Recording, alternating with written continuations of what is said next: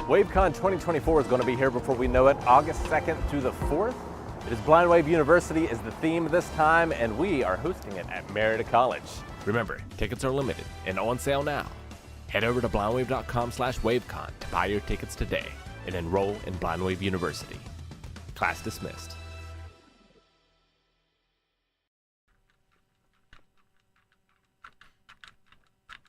I don't know what we're doing. You were just swinging around nunchucks, so I grabbed this and grabbed this knife and just started like, moving them about. Like, what are we doing here? Hi, everybody. Welcome back to the podcast for Blind Wave. Calvin cannot be here today as he is having his teeth removed. He's at the dentist.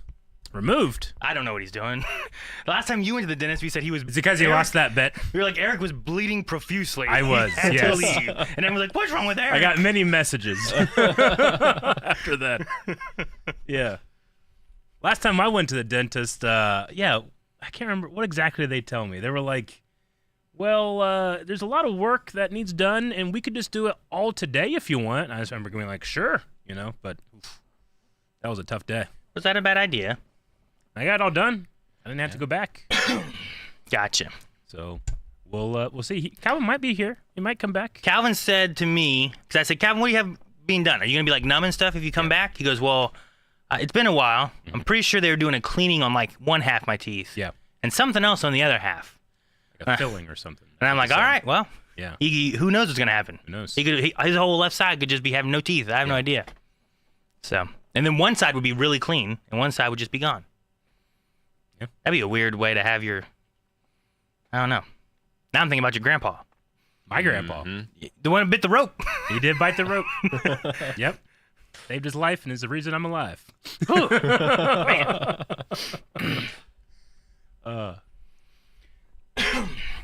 Well, I'm glad to see everybody. Welcome to the Blind Wave Podcast. Usually we talk about our favorite things of the week. Ooh. I've been feeling a little down this week just due to some sickness stuff, but I've had a pretty good week. I felt really good getting outside last night. I was outside for like 5 hours. Yeah? Yeah. Okay. Really good. It went well? I needed some vitamin D. Were you mowing as well? Yeah. Man, it was the first day I could mow. I don't have a huge issue with mowing. The thing I hate is that I either have time to mow or it's sunny. Like when those two things never coincide. Yeah, sure, I get it. It rains right now so much so that by the time it starts to be sunny, my grass is just super tall. Yeah. And I'm just like trying to push through all this grass and it's terrible. Yeah. Yeah. But I did get to mow the last couple days or so ish, and my yard looks better. Yeah, it does. Better than it did. Yeah.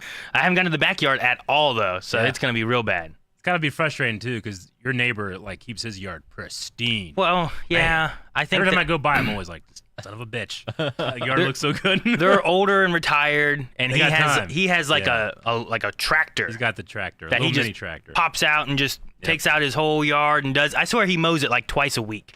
Yeah. But I think it's like, well, he has time. What else is he gonna do? Like, I'm gonna mow the grass. It's nice and maybe relaxing for him to go out there and mow. I don't know, but I don't have that time. Usually, I finish work, I go home, I got kids stuff to do or whatever, and I'm gone running all over the place. Kids aren't mowing the grass. Yeah, you don't have your kids mowing? No, I don't. Well, usually we're taking them places. Like Leon's had track. Yeah. Track has been track practices every day unless he has a track meet. And if it's close to home, it's not too bad, but some of those are like 2 hours away. Really? So they leave, they're there, and then he gets back at like dark. Yeah. If you haven't practiced at home, you can just stamp down the grass. Yeah, just run around the yard. I need to just get like a goat. Just have it like eat all the grass. So I don't know. Yeah. I thought about, I was like, I need to talk to Eric and have it like, I'll go over to his house, we'll tag team his, mow it real quick. And then like the next weekend we'll come over, tag team mine, mow it real quick. But no, it's good. I haven't really gotten a chance to mow in a while, so it was fun to get out. And it used to be how I kept in shape, I think, was one of the reasons. Oh, yeah, dude. When I lived in the farm, push mowing everything. All I did all summer was just mow. Yeah. And I didn't have more of an allowance. On a farm, though, you probably didn't push mow, right? It depends. I mean, you had to do a lot of push mowing, but you generally were using a lawn tractor. But it was nonstop every day. And then once you finish, you just start it again. Yeah. See, we had a riding lawnmower, but Yeah. where my family lived, it was on like a hill. Yeah. And like I didn't feel comfortable riding and mowing that hill, so I push mowed that whole hill. Yeah. So it kept me in shape doing that. Gotcha. Yep. But Couple things. If you haven't already, there's a poll to replace the bear. Oh, the website bear! Now. So you can go to blindwave.com and you can go beyond, or for just $1 on Patreon, you can vote in that poll for whatever is going to replace that. So that's still going on. wait, I thought we had a poll. We had so many polls recently. What? Wasn't there another poll up too? I don't think. Well, I mean, The Ben 10 poll, yes. right? Okay. Which okay. X-Men has It's won. just we've had so many polls like back And to then back. X-Men is only 10 episodes. Yeah. So there'll be another So that poll's coming up real soon. immediately. Next week. Yeah. Gotcha. Next That's week. what I'm thinking of then. Yep. So many polls. Mm-hmm. Speaking of X-Men, it just went up today, It right? did go up today. X-Men. I'm glad, yeah. That has been one of my favorite things to watch recently. Every week, it's been awesome. It's been really good. Very and I good. didn't even watch the original series, and this has been really fun. Yeah. It's like just kind of like my general knowledge of X-Men, Yeah, sure. and it still works well. Mm-hmm. But it's really good. I hope if you haven't checked out X-Men, you should just check it out. I think its total is like 10 episodes. It's not all out yet. I think there's 1 or 2 episodes still coming out, but It's so good, I think it makes the previous 4 seasons worse. yeah. Yeah. I mean, they're not bad, but they're not like that. I watched the first 2 episodes. Yeah. Yeah. Feels like Vinland Saga Season 2. Well, now everybody's on our side. I will agree though. Vinland Saga Season 2 feels so much better than Season 1. Like it just as I'm glad everybody's enjoying it now. story and development and things I'm enjoying a lot more. Like sure there was some cool fights in the first season, but Season 2 I've enjoyed everything else. Yeah, great time to go beyond. Get 5 episodes of X-Men. Vote for the bear replacement poll. Yep. Good time. Which they announced that's coming back. I think they gave it a date finally of like it's late June 20 Yeah, something. so, something like that. I like these pink thumbnails on X-Men. X-Men. Yeah. Different. Colorful. I like it. Yeah, the first version Ultra made was black and like gray. And I was like, I think it looked really cool because it looked like the title card at the end of the intro.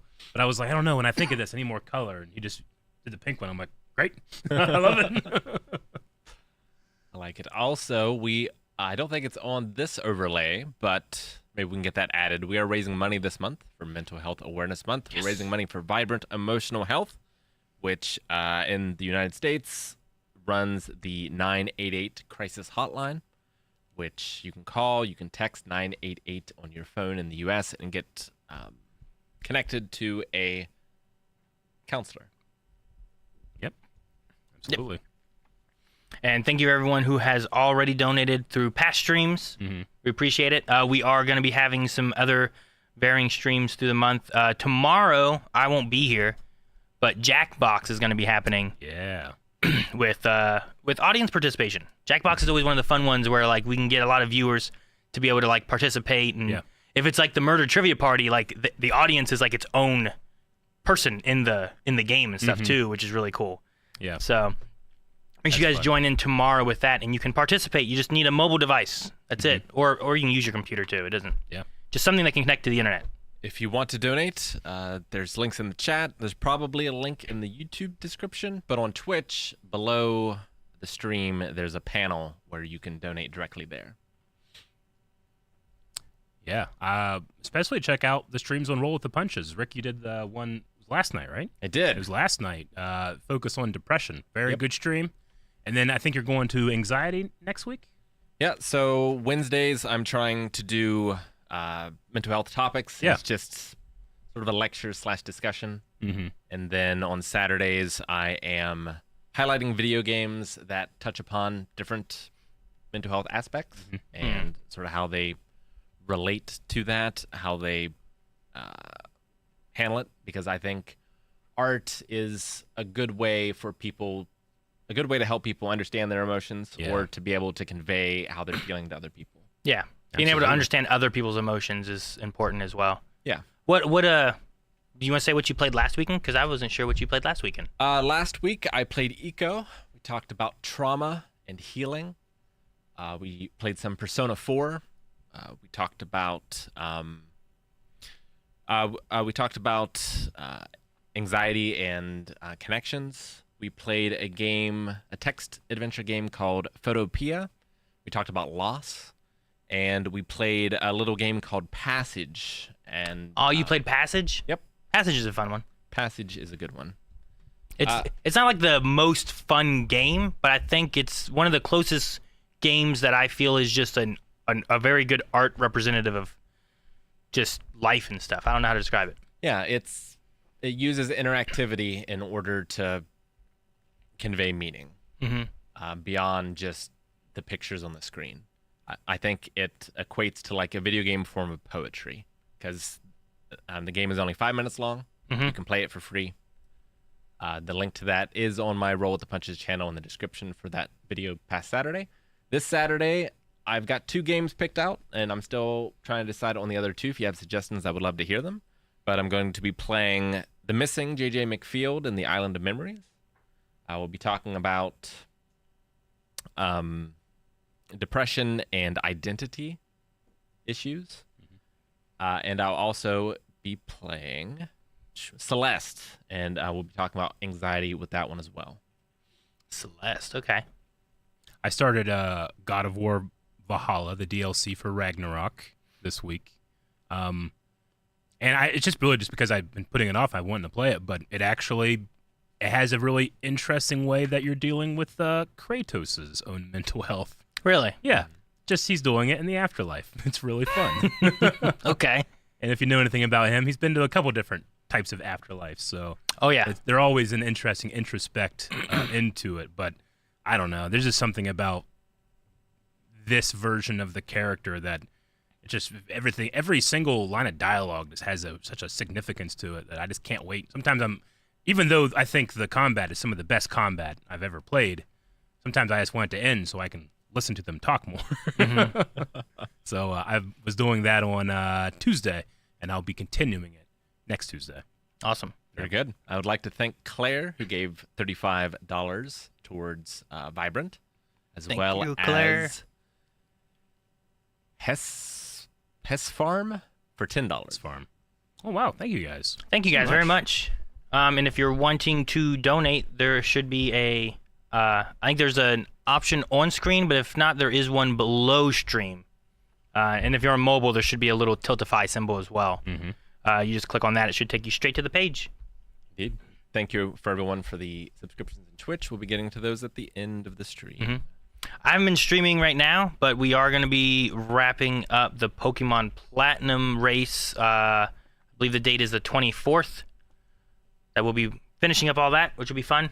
And then the end of the month, we're going to be playing Rock Band, which is going to be fun. And I want to put out a call somewhere. I don't know if I should do it on Twitter or what, but I want to see what kind of songs the community is wanting. So I can try, because like there's a lot of songs on there, and I don't have all the songs on there, but I can get more songs. So you have all the confidence in the world that we'll be able to sing any song that they ask for. I do not. But what I think will be fun is that we will be attempting it. We will try. Okay, yes. So there's going to be some play with the donations and being able to choose what kind of songs we're going to be playing and singing. If we don't get any, we'll just kind of pick the ones we want to play in the in-between times. But when we get recommendations and stuff, we'll be using those and filtering through those. I think we'll be able to just pick. I don't think people are going to show up and try to make us do stuff. No way. Probably not, right? I don't believe they will. I know Calvin's not a big fan of Vanilla Ice, but I think Calvin singing Ice Ice Baby would be a lot of fun. Has he heard Ice Ice Baby? I don't know. He knows. That might be better. Maybe. Ice Ice Baby. Ice Ice Baby. But no, it'll be fun. I also maybe we can try to pull in a few other people to do some singing stuff with us too, so that we can have a good rotation. Just to be able to rest voices a little bit. Yeah. Because it's going to be a little bit of a longer stream, but should be fun. That sounds like a lot of fun. And also sounds like something you definitely want to check out live, because who knows what happens when those songs go up on Twitch or YouTube. Yeah. There is a playlist that's on the Blind Wave Gaming channel, I believe, right now that has some songs that weren't, but we played for some hours, Yes. and I think I have like maybe like 6-7 songs that didn't get muted or anything. So we'll see what happens with that one. But I also thought about trying to pull in Colson even, because he likes to play and sing and do that too. But we'll see who we have to help, maybe special guest with singing or something. I'd like to have him maybe sing some Johnny Cash or something. Johnny Cash. Yeah, I know he likes Imagine Dragons. He did that for the talent show at school. And I was really proud of him because Kanan also sang, but he just had the song. Yeah. Colson had just the music, and he sang to just the music for Imagine Dragons. Sure. And it was, dang, which song was it? Man, I can't remember what's the name of the song. They do the whip, da-da-da-da, racehorse, da-da-da-da. Whatever it takes, that's what it is. Whatever it takes, because I got the adrenaline. Okay, Yeah, that gotcha. song, yeah. I'd know that part. Yeah. Well, I was trying to get to that, too. Like, what's the name of that song? the other. So, yeah. But we'll see what happens with that, but we're working on getting all that stuff sorted, and I need to, if there's not every song on there, but what songs are available that people are wanting, I will try to have ready beforehand. All right. Jake's already been going through and trying to download the list of songs that we already have purchased, which he was like, I think it capped out how many downloads it can do, so I have to wait for that to finish and then add more. Yeah. It's been quite a few, right, Jake? I think I've downloaded several hundred songs, and I didn't finish. I still have more to do. I'm halfway through, I think. So I was trying to look up, there used to be a Rock Band database, and I was looking for it the other day, and I couldn't find it. So if anyone knows where that is, or maybe it got taken down, I know they're no longer supporting new songs for Rock Band, and they're switched over to Fortnite. But What a weird sentence that is. I mean, a little bit, huh? Fortnite's almost a platform at this point. Fortnite has so much. Yet like not it's a platformer. It's crazy. They have Has a they have platforming they have mode. a survival Lego game. Don't in they there. build platforms in that game? You can build platforms, or you can do a no build mode. Also, Chad is asking which Jackbox games are planned for tomorrow. Do we know? Probably 9 and 10 because we haven't played those ones yet. They're also on sale now at Humble Bundle. Humble Bundle. Humble Bundle. Ooh, I have found a list of downloadable songs on Wikipedia. I will share that in the chat now if people want to look through it, but there's no guarantee we can get all those. There's some they did, like they did a Beatles one, and if you didn't buy the disc, you can't continue to get it anymore. Yeah. So, but we'll get as close as we can. Speaking of music licensing problems, Microsoft shutting down some game studios, including the makers of Hi-Fi Rush. Hi-Fi Rush, wasn't that the newer game that just came out like... Yeah, it came out last year. Award-winning video game. Yeah. And despite Microsoft coming out saying they want to focus on basically games that make a lot of money and award-winning games, shutting down one of the studios that made one of their award-winning games. Which is a problem because there are some licensed songs in that game. And someday, you know, if they don't have the people to be able to have a different mode for that, like that game might not be around forever. Yeah. So, a real shame. Were they mainly looking at like, because that was more of an indie company, right? So that was like their only Japanese studio, I believe. Gotcha. Who had made that. They had also made, I had the list up here. I was wondering what all they shut down. So that's Tango. Let's see. Oh, I had the list, but I do. They're also shutting down Austin Arcane, which Redfall was a disaster, so that one's not too big of a surprise. But they also made Prey, which I know Aaron is a big fan of. I did play Prey. Prey was pretty good. I like that one. Redfall was like that 4-person vampire thing, right? Yep. Yeah, that one did flop pretty hard. Trying to see who all they have. So Alpha Dog Studios. I don't know. I don't recognize them right offhand. Arcane Austin, Tango Gameworks, Roadhouse Games. and they consolidated Bethesda studio teams. So they can invest more deeply in portfolio games and new IP. So some people are getting shuffled around. A lot of people are being let go. And that's despite Microsoft making more profit this year than ever. Yeah. Well, and that's one of the things too that I think we've talked about before is a lot of it comes to the shareholder thing, right? Yeah. Where it's like, well, the focus is making sure the shareholders are making a growing profit every year, and even though they're making profits, they keep cutting more corners with things. It looks like Roundhouse Games is going to be going to, or at least some of the team is going to join ZeniMax Online Studios, which has been working on Elder Scrolls Online. So the hopes there is that will grow Elder Scrolls Online even more. Good. But yeah, Tango had made Hi-Fi Rush, The Evil Within, as well as its sequel, and Ghostwire Tokyo. Ghostwire was a newer one too. Yeah. But it definitely seems short-sighted, I would say, especially when it comes to Tango. It seems like they had a lot of potential. Yeah. I know The Evil Within was very well received. I know Ghostwire Tokyo had some mixed reviews, but I think was largely well received, and Hi-Fi Rush was incredibly well received. That's really disappointing to hear. Remember when Nintendo released the Wii U and all the executives took a 50% pay cut for 6 months so they wouldn't have to fire their artists? That is true, but also is somewhat mandated by the Japanese government. Is it? Not to say that. Well, good. It's not. That sounds great.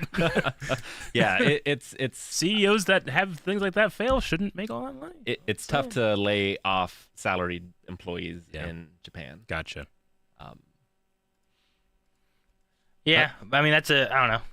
It sounds like is that a law they put forth so that they can support their employees more, rather than supporting the CEOs that typically aren't doing the main gist of the work, you know? How can you put on it's hard to justify these award-winning people losing their jobs because these guys aren't doing the stuff they want to do, you know? Yeah. It's the same thing Life of Pi gets a Oscar for visual effects, and then the visual effects house shuts down a couple months later because they were one having to do crunching just to deliver on that movie, and then two, it's well, what can you do for me now, not where you've been.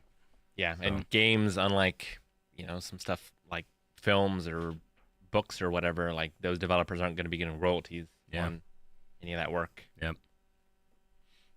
It's a damn shame. But Aaron did talk about a little earlier some good legislation in the U.S.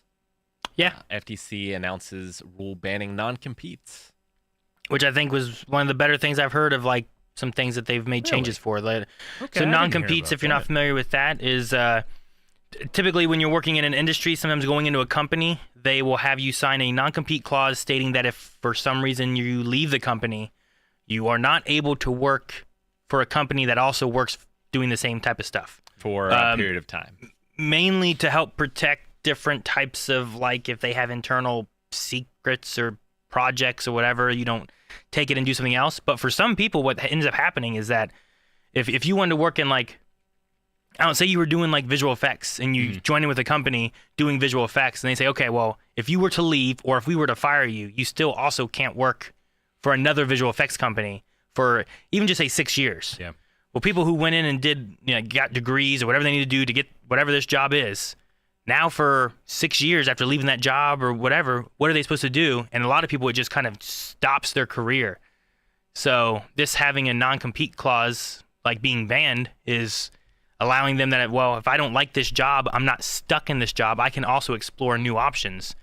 Or if I they can leave for whatever reason. If your wife is getting another job and you have to move and you don't have I can't work here, I'm going to move with her, I can go find another job doing that over there. Yeah.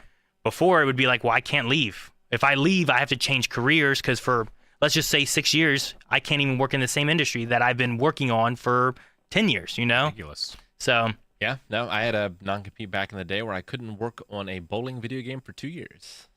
Yeah. So, all of them really varied depending on what kind of specifications they were. Yeah. That one is Well, maybe he can work on another game, but not a bowling game, you know? But some of those are more specific to where it's like, well, you can't work on a Nintendo game, or you can't work, it just depended on what the clause in the contract was. Gotcha. When does this come into effect? So this says here, under the FTC's new rule, existing non-competes for the vast majority of workers will no longer be enforceable after the rule's effective date. All right. But no, Jake, you can't go work for the normies. I don't see when the effective date. But the channel's back. Final rule banning non-competes to go into effect September 4th, 2024. Okay. Well, that non-compete's still in effect, so you can't. Until then, haha.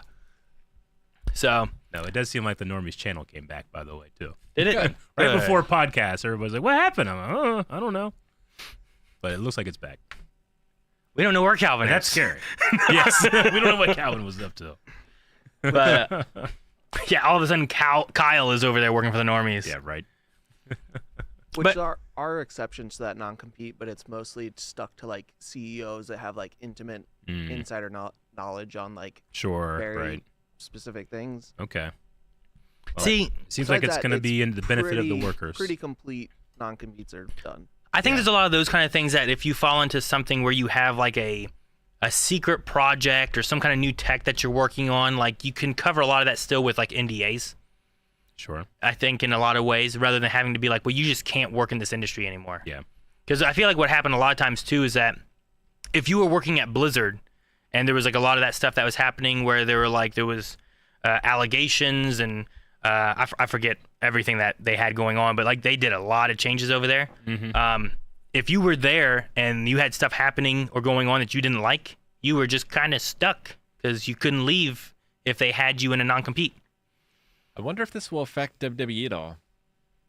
Because Right? Aren't they? They're independent contractors. Yeah, they they're- have non-compete.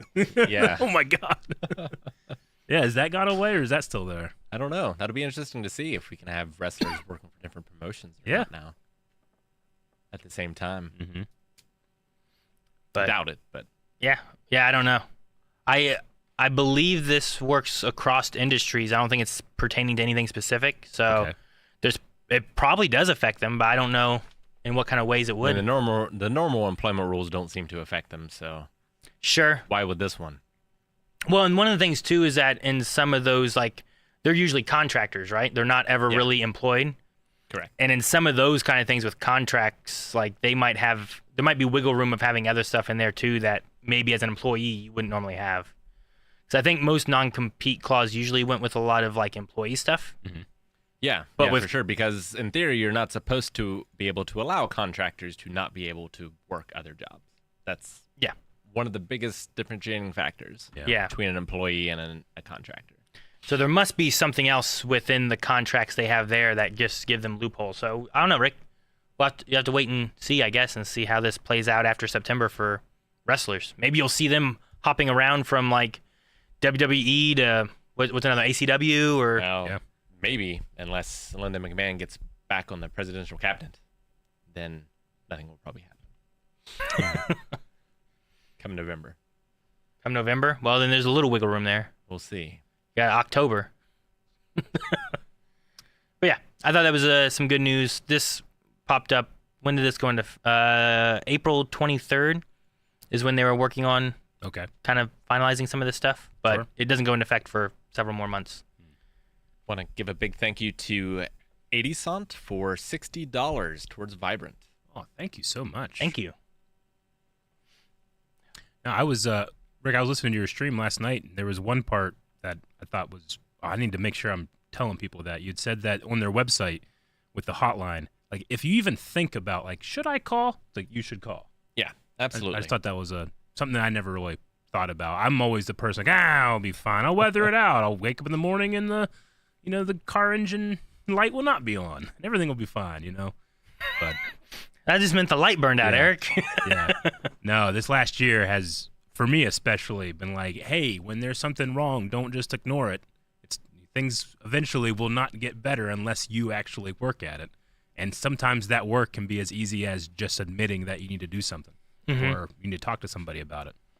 Because even just, I don't know, for me, like, I can get really stuck in my head about a lot of things. And even just the act of having someone there to express something to will change the way I feel about something. Yeah, absolutely. That's why in my campaign journal over at rollpunches.com, which you can download for free, there's a lot of good stuff in there to help with mental health. One of those things is basically you write down having a conversation kind of with yourself, but from different perspectives, and just externalizing thoughts in any way helps you see them differently.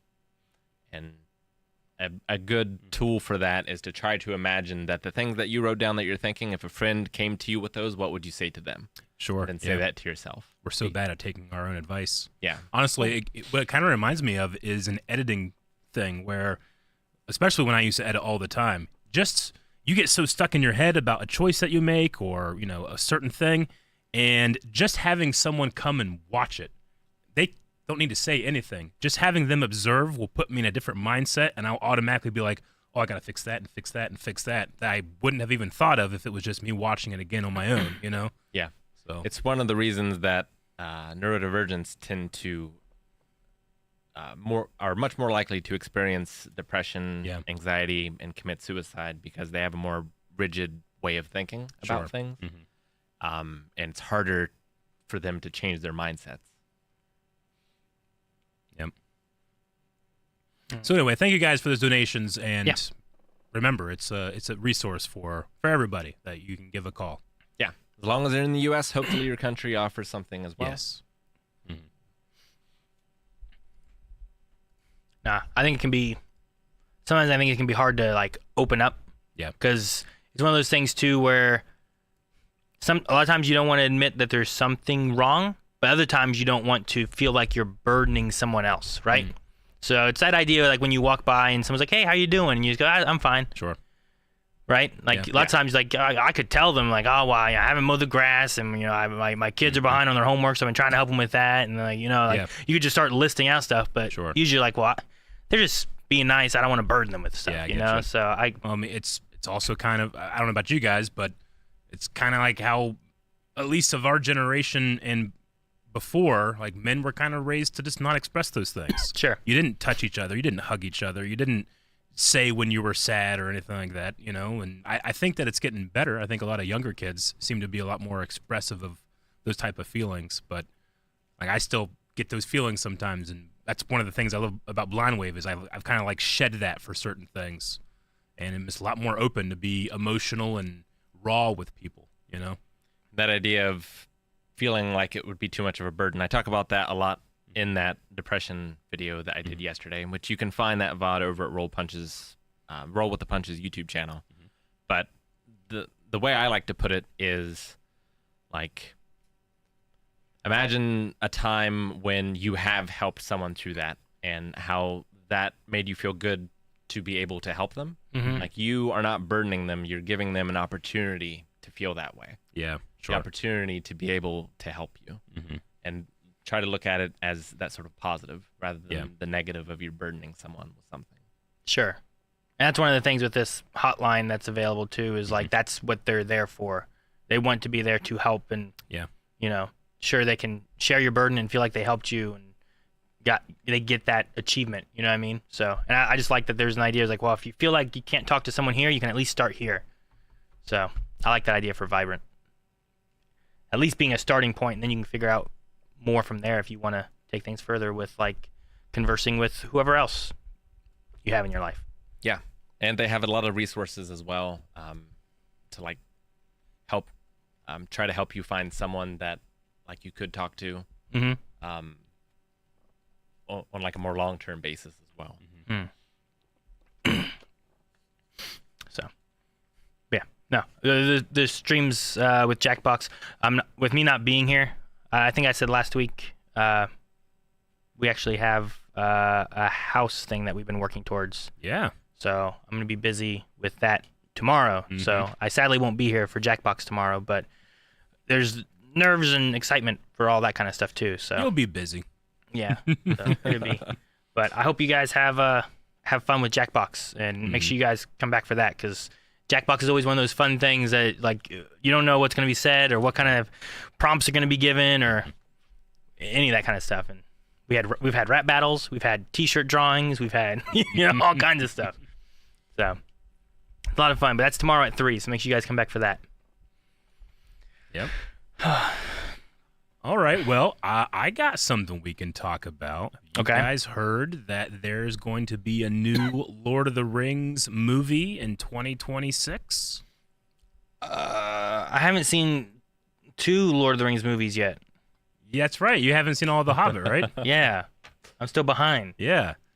Well, either way, this one is going to be produced by Peter Jackson. Oh, really? Also, I think Philippa and Fran, who also were like his partners from The Lord of the Rings, and it's going to be directed by Andy Serkis. Oh, really? Because they're doing the adaptation of the Gollum video game. Oh my gosh. The hit. Wait, our YouTube friend Kyle Katarn, he's another Star Wars reactor. He started the Gollum game and then like kind of begrudgingly he's like, no, I must finish. He said he hated it, but yeah, it is going to be a Gollum movie. It's called like The Search for Gollum. Oh my It gosh. is. Well, I mean, Andy Serkis also directed the Riddles in the Dark sequence from The Hobbit. So is he directing this, and then he's also, I assume, going to be playing Gollum? That would be. I would hate it if that was not the case. Right? I mean, I'd imagine he's playing Gollum again. Okay. Yeah. No, I mean, you know, in the beginning of the first movie, they skip over a long time, thousands of years. They but do. at a certain point, Gollum does get hunted by Gandalf and Aragorn for a very long time, and it's a really interesting story. There was actually a fantastic fan film made of that story a while ago. The production quality is very high. I don't think I realized that they hunted him down like that. Yeah. So anyway, Gandalf is kind of like says like I searched for the creature Gollum, and he's not talking about the years and years and years that took. So there's an interesting story there. I'm interested. I mean, The Hobbit wasn't my favorite, but that was only because they just were trying to make Lord of the Rings again, where The Hobbit just isn't that caliber of story. Very different. It's not that scale. It's not that scope.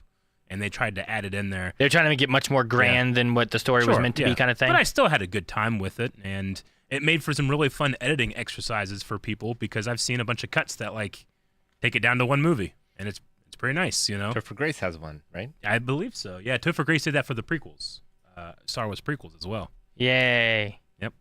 That one, which is still a fun experiment to watch, even though I enjoy the prequels. It's always fun to see that I saw the thing. beginning of his movie for that, and then I stopped watching.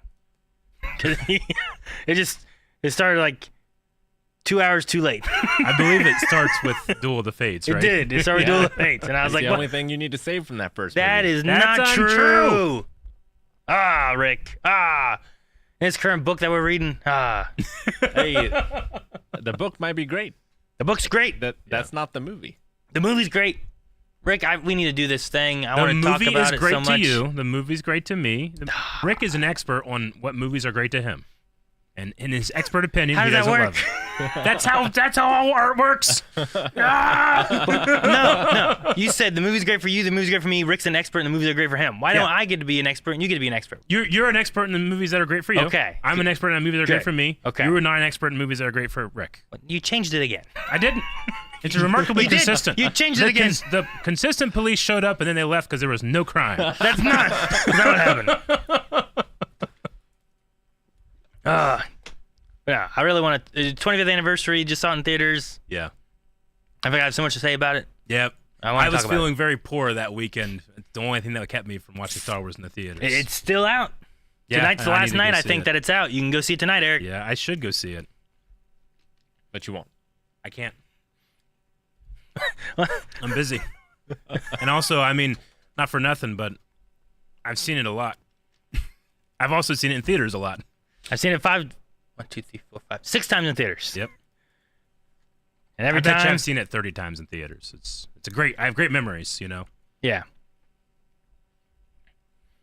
But the more and more we do Blind Wave, the less and less that I have a desire to go to the theater myself. Eric, I lied. It's still in theaters, even this weekend. Oh, okay. Oh, that's a lot more doable than tonight. Yeah, I thought it was over, but they didn't have it that far. Yeah. Yeah, I'm into Monday, and it looks like it's still there. Ooh. So we talked about how Lucas ruined Star Wars with the prequels. Let's talk about how Sony almost ruined Helldivers 2. All right, they I did. can get with you maybe on this one. Yeah. I don't know fully all the story, so So it's only been a few days. I feel like this happened fast and then got reversed, but Fast and Furious. yeah.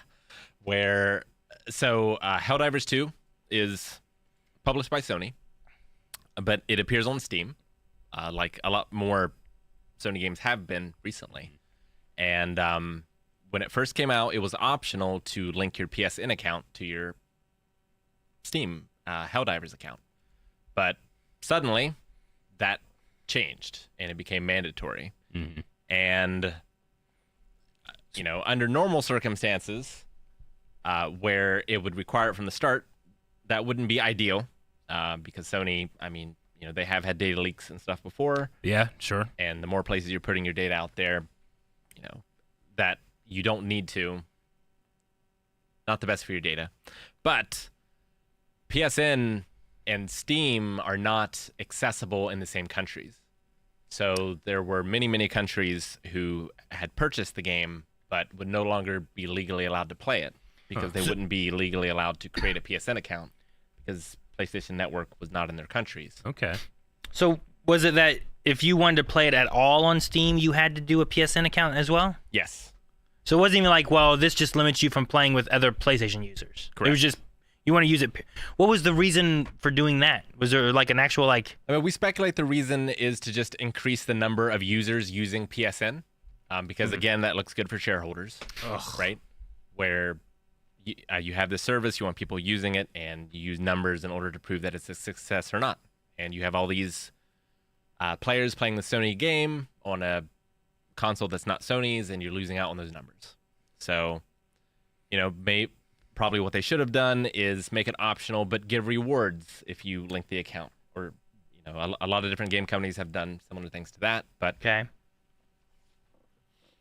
So Sony has reversed it, so PSN linking will no longer be required. Good. For Helldivers 2 players on Steam. Okay. That's good. I gotta admit, like, one of the reasons that I don't play a whole lot of games is because I just don't want to have a whole bunch of launchers and these accounts and all this stuff. And since I've been away from it so far, it's kind of like foreign to me. Yeah.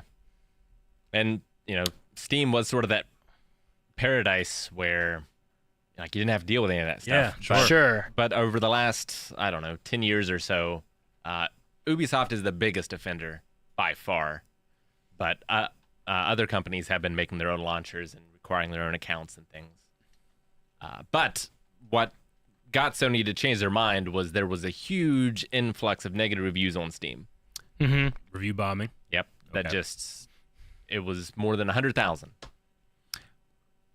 That's a huge a lot. number. I did see where Helldivers went from being mostly positive to being like mixed / mostly negative. Yeah.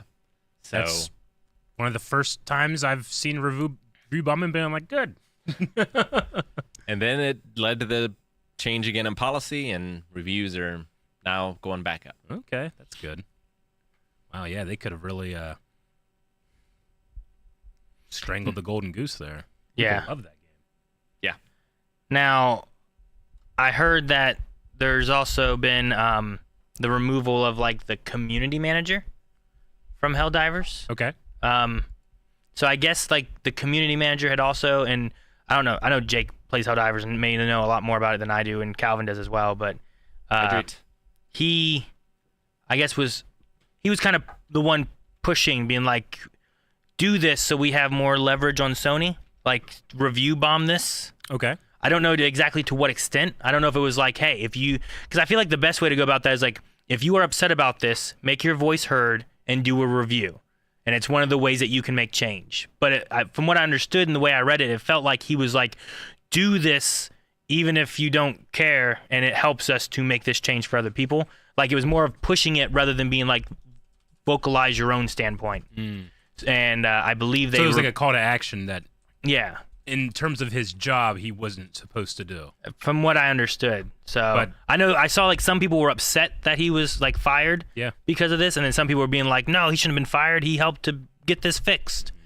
So Gotcha. I don't know. There's some controversy within that. All right. Last I saw as well. Well, so I guess I don't understand. Like, so they put up that game on Steam in those countries knowing that eventually they wouldn't be able to play it?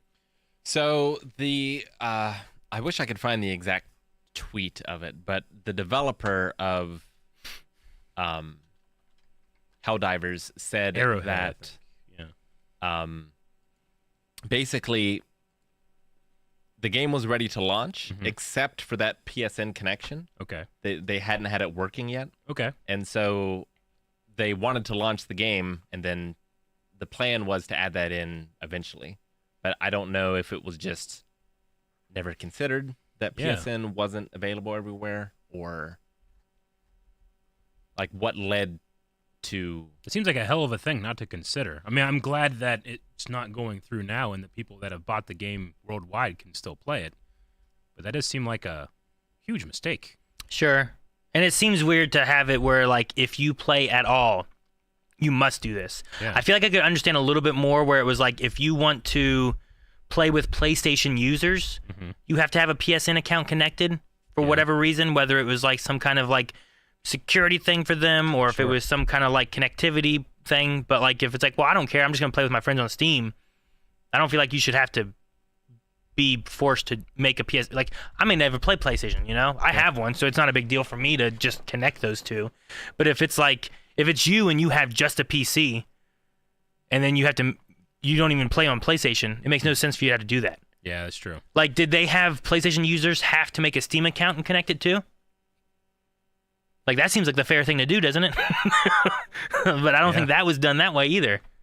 So I don't know. It's a very weird. I don't really hear much controversy when it comes to Steam, but I'm not really tapped into the thing. It's because it's not a public company. Yeah. Like, it's just Gabe. Like, he's at the top, makes the decisions, doesn't have to bend to shareholders. Yeah. Like... Well, and Steam's not a publisher. So they just... It's just an online store. Well, I mean, guess. Valve. Yeah. I get, Valve is. But for a lot of things, they are just a... platform. A game library. As far as the community manager goes, the news articles said that it was for pushing the negative reviews, but there was also issues with the way he interacted with the community in terms of having like snappy responses and being having sass and like the way he responded would brush off complaints sometimes. So it's more of a they're calling it more of like a professionalism kind of thing or something. That happened, but we've never been told like an official reason why as of the last time I've looked at any of the Gotcha. articles. It's just the articles that were posted didn't have any kind of sourcing for the reason. They just cited that as the reason. Whether or not him encouraging the review bombing is true or not is the reason it's just a guess at this point. Sure. Yeah. Well, I mean, anything that comes from online, I have to just be like, yeah, you know. Yeah, and I kind of feel for him because like I know he got some major death threats. There's all kinds of that kind of thing going on of like, this isn't this guy's fault. He has no control of this. He's just here to communicate with the community. He responded not the best way. Yeah. And, that's probably an aspect of what it is that got him fired. He also I know one of the things he said that was dismissive that he apologized for was that he said it just takes a couple minutes, just sign up for an account, not realizing how many countries can't do it. Yeah. Yeah, legally cannot make or do not have access to the PlayStation Network. I think it's somewhere like 170 countries don't have access. I'm sure Steam would have done right by it, but because it's so late in the game, now you can no longer get Steam's automatic refund policies. Well, I did see where Steam was doing some refunds for people who had like 100 hours in the game or more, and it's crazy because typically it's either a time span of how long you've owned the game, like let's say 2 weeks, or up to like 4 hours of playing the game or something. Yeah, Steam was making exceptions and giving refunds. Sometimes people were having to put in their refunds several times. But yeah, some people were getting exceptions and getting refunds, and I think that's another big. It's unfortunate. That's probably the main factor why Sony went back on it then. Yeah. Yeah, I mean, I can fully understand that. I mean, when I think of data breaches in my lifetime, the Sony one was huge. So, yeah. Yeah, so it makes sense if it's like, well, if I don't have a PlayStation account already, I don't want to just have to make one. I just want to play on my Steam like I've been doing, Yeah. And the thing is like, well, we've already been doing this. Why do we have to do this when we didn't have to before? Yeah. Yeah, that's the big thing because, like I said, like all kind of companies do that and make you log into their stuff, but changing it in the middle of the game. Yeah. I mean, I had a Rainbow Six Siege. I played on Steam. I downloaded it from that, but I still had to, when I first went into it, I had to log into my Ubisoft account and connect it through that. So it would then, basically, I'd launch Steam, activate that, and then it would launch the Ubisoft thing for me to go into the game through there. But it was that way from the get-go, as opposed to like, well, I clearly didn't have to do that before. Why do I have to do it now? I know the CEO who's very active on Twitter and is very good at, in terms of like fostering the community, has admitted that it was his decision to turn off. Yeah, linking. I talked about that. Yeah. Okay. But yeah. Also, supposedly, they are making a cape out of the negative reviews. Oh, damn. I got real excited. I have it up on my monitor if you want to change. What could it possibly relate to the NBC show The Cape, Aaron? I thought he was like a segue into like, by the way, they're also making the cape. The cape is gone. And Community is done. Okay. So even your references are done. This cape is representing their like reviews. This is the trend of how the like Steam reviews went and then came back up once the decision got. Didn't they put out a major order of like, get our reviews positive again? Was that a major order? I saw that online. I don't think it actually happened in game. Okay. I think it was just a community joke. That makes sense. I would do it. I don't know. Can you say, hey, like you get some benefits in here if you give us a positive review? Yeah, no, I mean absolutely. Like, have you ever played a mobile game? I have played mobile games, and they say, do you like this game? Yeah. Tell us how much you like it. Yeah. Like, you want some coins? Leave us a 5-star review. I've never seen if that. you're watching this on YouTube right now, make sure you hit the like button. It really helps us out for people in engagement. Yeah. They come watch us. And if you want to submit a question, do it at the bottom of the Twitch chat with the little bubble. Yeah. The bubble. Actually, about the war bonds, I guess it's not the major order, but they're dropped a war bond today. But before it dropped, the CEO went to Twitter, and then I think he only was able to do it on Twitter, but he asked the community, and he said, I don't know if it feels right to put out paid DLC at the moment due to this thing. What do the Helldivers think? And put out a community poll to decide whether or not to hold off on the war bond. If it felt like don't do it now or do it now. Yeah, or wait and get it later, just to get once we're past this. It was voted last I saw, and I'm pretty sure it was voted to continue. But that's the kind of thing that the Arrowhead studio actually does versus what Sony puts down and in front of them. In terms of like their player base and how much people are playing the game, is it better now than before, or is it still worse when this happened? Well, I think there's that idea of like there's no such thing as bad press. so. I believe it's still not available on Steam, in the countries that That it wouldn't be on there. it wouldn't have been playable in Okay. had things stayed the same. I believe that's still currently the case. Yeah, so those players, I'm not sure if the ones who already own it can free access it or not. I believe the people who own it can play it, but I believe it's just not available. It's not available. Yeah, I know it's not available. Yeah. for purchase. So if you have it, you got it, but new players in those countries can't. At least for now. Yeah. Man. When I a played shit last show. night, the player count was fairly low, Yeah. but it was also a Wednesday night late. Okay. When- It has been dropping slowly as all games do. It was still super Well, solid. when did they revert this? A couple days ago. Yeah. It's only been a couple days. I say on this chart, supposedly, like it does its, it's the typical kind of trend where it goes up and down a whole bunch, right? But the trend has spiked higher than what it had been over the last few weeks, or at least few days, it looks like. So it looks like it was trending downward. I don't know when they started doing the Sony thing. Yeah. But this has the trend average dropping since 429, it looks like, or so. Okay. Or 428.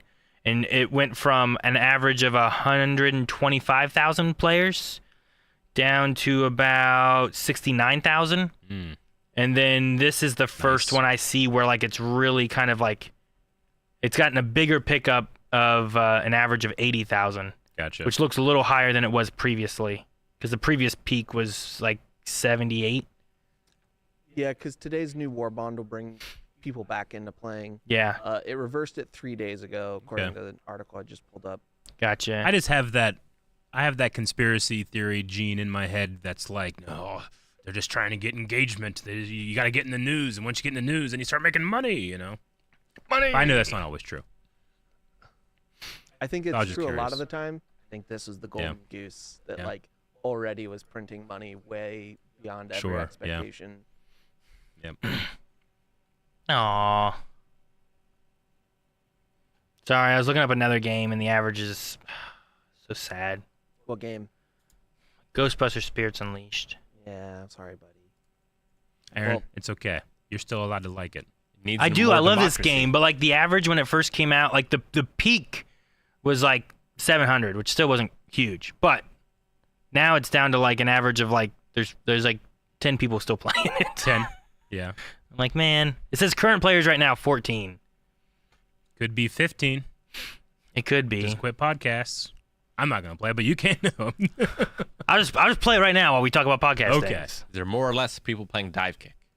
Oh, I don't know. Does that have an online? Absolutely. I don't know, Rick. I don't play dive kick. Oh, terrible.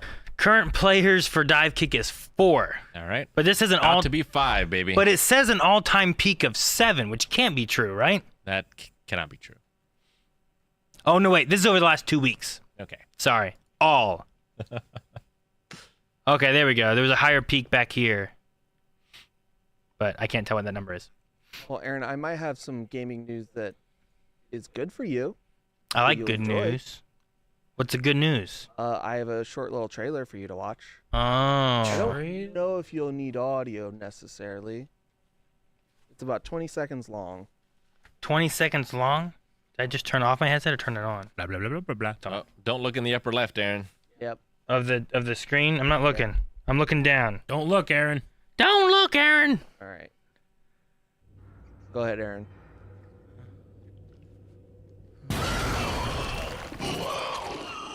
I know what that is. What is it? It's like an eyeball. The Beholder. What? Dead by Daylight D&D? There's a beholder coming to D&D? Okay. What? I mean, to be fair, there's always been a Beholder in D&D. What? No. What do you mean? Dungeons and Dragons? D&D? No, Rick, DBD. Oh, I heard in. DBD. Oh, that's cool. I know. I haven't seen that.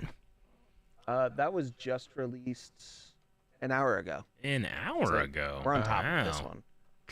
Okay. Ooh. So Huh. Nick Cage can fight a Beholder. Yep. Well, What a What a world time to live be in. alive. the cage is probably controlled by the entity, which has just supernatural elements that it can do. So it's probably true, Rick. It's not your basic cage.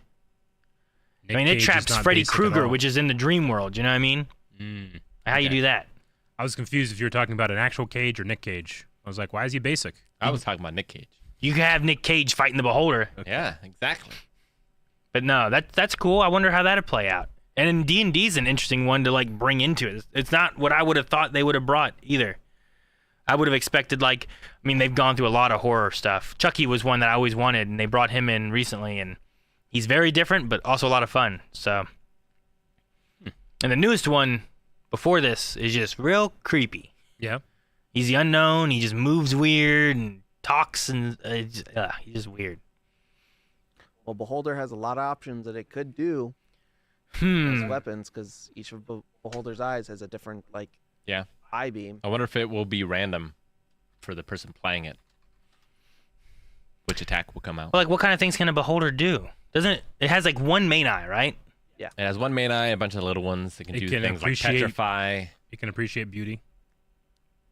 Disintegrate. It's got like petrify, a chaos beam confuse. that drives you crazy, I think. And it floats, right? Does. So it's gonna be like floating through the air. Yeah, I don't know. I don't know what they'll do. That'll be something interesting. Feels like it has a giant weakness. Yeah. Just a really big eye. Well, yeah, but Slingshot that thing. Have you not played Ocarina of Time? Come on now. if you look at it, you might turn to stone or something, I'd be or go crazy, or I don't know. I'll just throw a bunch of rocks in that direction. I don't need to be accurate. Just throw things and hope it hits an eyeball. I mean, did you see the size of that eyeball? Well, yeah, but he could close his eye, and then look at Okay. you.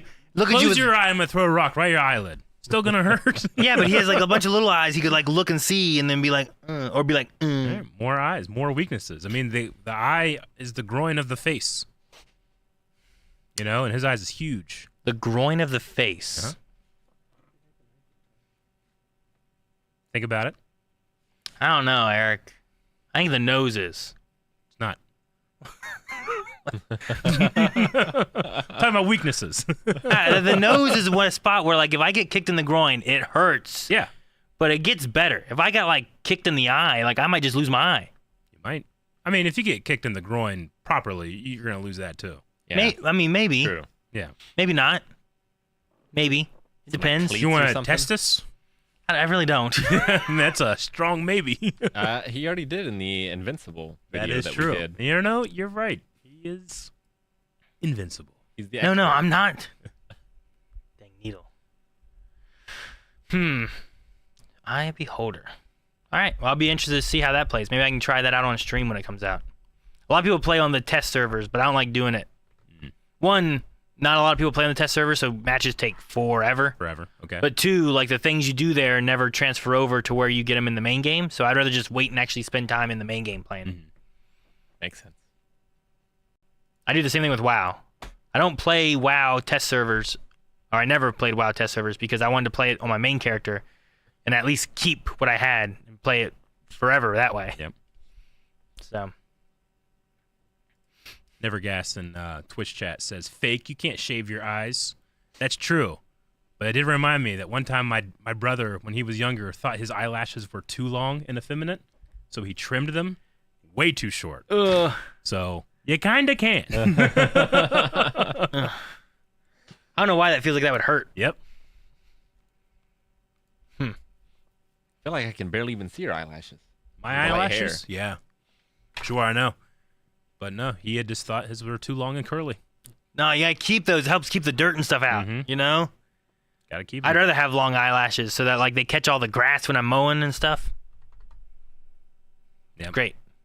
Because even wearing, like, glasses, unless you're wearing, like, goggles that, like, go all the way around, like, stuff still can, like, come above. Like from or the something. edges, yeah, get in Yeah. there and shoot around. Well, like like, a my pinball. dad used to always wear ones that had, like, you know, like, if even having safety glasses this way, Yeah. stuff still can come from above and below somewhat easy. Yeah. The sides that get more covered, but And that's one of the reasons I got just bigger glasses in general.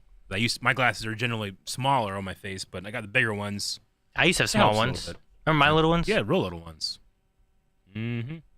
I found them the other day, and well, it's been months now, and I posted on Instagram like these versus my old ones, and they were like so Yeah. tiny. Yep. It was so weird. I have one more piece of news. One for you more guys. news. Little more of a reveal. James Gunn recently revealed the Superman suit. Ooh, we have up. look at Do we want to look at that? Oh, I can't see. Wait, I I want to saw this look. picture. Love it. I love it. Like, I see the trunks. I'm a What? trunks fan. Yeah. Where is he? He is once again. This is a job just that only Superman can do, and he's tired. No, I mean I've heard him talk about how he's kind of basing his Superman story on like All-Star Superman, a Superman that he can go and stop anything, but it takes a lot of time, a lot of effort, a lot of mental energy. So I'm interested in it.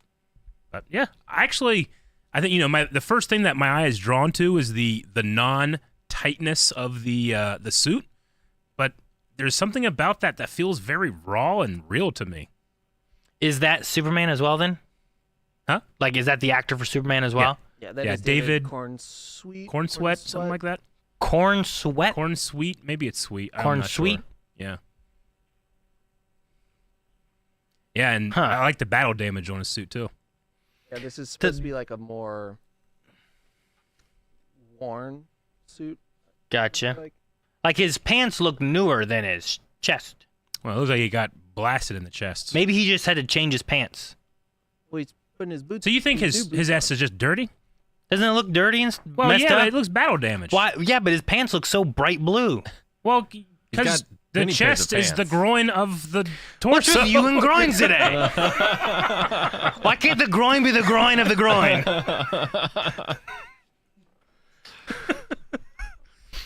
But I don't know. It just just like his arms, like all of it. I'm just like, why is his leg so much bluer?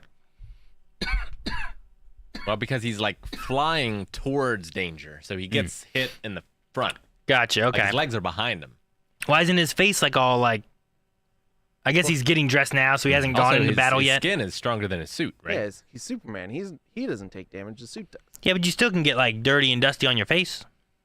You can get dirty and dust. I think that Yeah. it's like blast damage. It looks like it's like burn damage. Maybe he should get that repaired.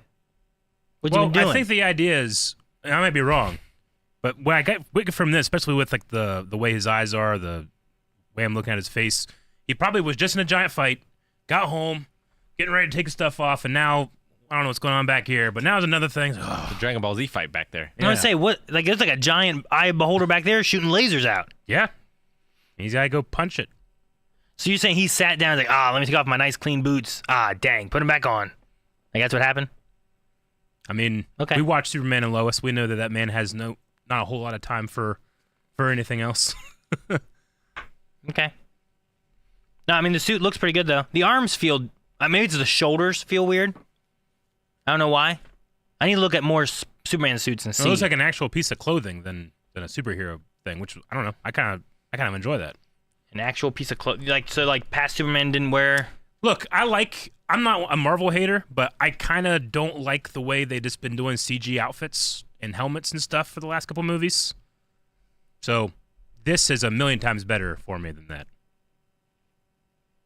Yeah. I don't know. Just something about it. It seems weird compared to like Superman from Superman and Lois. I don't know what it is. It's just something feels weird. Well, maybe it is it's the not tight fitting and maybe it is utilizing a muscle suit. maybe probably. maybe it is the tightness. Yeah. I don't know. I'm just trying to look at past Superman outfits, but it's hard to. There's a bunch of them. I want to look at this. No, I don't want a YouTube video. Gosh darn This it. is also going to be the tallest Superman we've ever had. Really? From an actor. Yes, this actor's 6'6". 6'6", nice. Henry Cavill was 6'1". I think the tallest actor besides him was 6'3", maybe 6'4". So he's. Who's Tom Welling? He's like 6'3", I think. I think he's 6'3". Yeah, but he was never Superman. He was. He wasn't. He was. He wasn't. He literally was in the last scene. No, he wasn't. You never see him in a suit. He did. You didn't. All you saw was a You part of saw the it S. 4 times. You saw the yes. I saw the No, last episode. No, That's you the saw only the episode I saw. You saw the entire You suit. made me watch just that one. Yeah, and you should know this. He did this. And that's it. It No, could have he been a didn't. T-shirt under there. Was that one a CG suit? It was, yes. But it wasn't necessarily. Tom Welling never actually wore the suit See? because they didn't have one because it was a TV show. And back then, Aaron, TV shows couldn't just All spend I'm all the saying- money like they do now. All I'm saying is that he was never Superman because he never Untrue. wore the suit. That was the whole point of the show. Okay, well, you said he's never Superman, which is untrue. He wasn't. The fact that Tom Welling never put the suit on is true. So now that you are correct, I will grant That's it. when he became Superman. It's not. Actually, I've seen Tom Welling as Superman in a movie, right? Or a show. Tom, you've seen him as You showed me maybe a crossover thing or something. maybe. Not sure. You might, maybe we should. I don't know. Did we show Rick the Smallville cameo they had in the Arrowverse? Maybe Maybe. No. He didn't I don't wear know the what you he didn't showed wear the suit there. he didn't. He didn't. He had given up. He was not Superman there. That's all I'm saying. It's not. It's not what you're saying. He was not Superman. Okay. Well, I mean, I wish this nothing but the best. I love Henry Cavill as Superman, but I don't think an actor that has matched a role has been fumbled more. Tom Welling? Ever? For such a high-profile character? For which actor? Henry. Henry himself. Okay. Yeah. Henry wasn't that high profile when he started, though, right? I mean, no, but he got to that point. Sure. I would argue Nicolas Cage and Renfield. I haven't seen it. He's not bad. There's just not enough. Sure. Like, I need a movie centered around Nick Cage's Dracula. Sure, Yeah. but see, that's because you want more of that, right? Whereas this was a movie centered around, and they just didn't utilize it well over multiple movies centered around that character and actor. I still like, I don't know. As of right now, I think my favorite Superman has been Superman and Lois. Yeah. Which would you say is bigger, Dracula or Superman? Like, more recognizable. Oh, well, Superman. Honestly, I think Superman might be more recognizable. I think Superman's more recognizable because Dracula I think looks Superman different all is the time. up there with, like, Jesus. I'm not even kidding. In terms of, like, a recognizable icon. Like, just type in, like, Dracula and look at images, and, like, they don't have a constant look. Yeah. You know? Like, I think that is a hindrance to, like, what's more recognizable. Because this guy could just be a vampire. Versus, like, here's Bram Stoker's in that crazy red armor. Right. You know? Or here's this one, which is, like, Hotel Transylvania, which kind of just looks like a vampire cartoon. Like, they kind of can really vary. Yeah. Superman is always, like, blue with a big S on his chest, you know? Like, it's always it's like Mario's always red with overalls. So I think Superman would be more recognizable versus, like, looking at Renfield, when you first see, like, Nick come in, is that Dracula or is he just a vampire? Like, Sure. you're not 100% sure maybe until you know. Unless you know, like, story or lore or something outside of it. You know what I mean? Yeah. I will say, though, going back to this image, I love the more Kingdom Come looking S on his chest. Rick, have you ever seen Brendan Ruth's Superman from his Kingdom Come Superman? He was Superman. Brendan Ruth was Superman in Superman Returns, Oh, no, I haven't. which he was just pretty much Christopher Reeve. I mean, he was casted because someone found a picture of him dressed as Clark Kent at a Halloween party, and he looked so much like Christopher Reeve, they cast him. Huh. Bryan Singer did that movie. But then in the Arrowverse, Brandon Ruth was casted as the Atom, Okay. Ray Palmer. Yep. But then there was this one part where they had this Crisis of Infinite Earths, and we got to visit Earth 90, what was it, 98 or something like that. Yeah. The year Superman Returns came out, and Brandon Ruth he reprised Superman. I don't know, Jake, if you can find an image of Kingdom Come Brandon Ruth Superman. That's probably my favorite look of a Superman in a long time. Up there with Henry for me. And then, I mean, Christopher Reeve is just so iconic that. The one with, like, the black background? I loved this. I love the S. I love the black. I loved the salt and pepper hair that he had.